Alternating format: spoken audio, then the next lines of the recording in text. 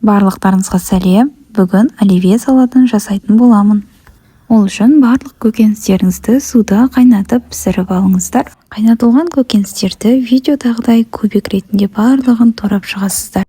Көрермен, егер де менің видеом ұнайтын болса, онда подписаться батырмасын басып, бүліп басуды ұмытпа.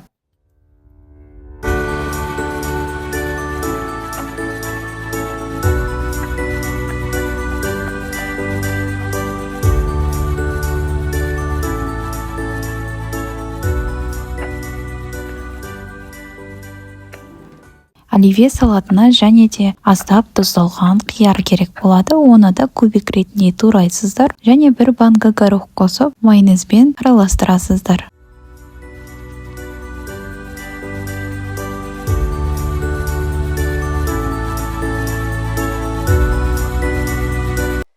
Оливье салаты осымен дайын болды. Ас болсын.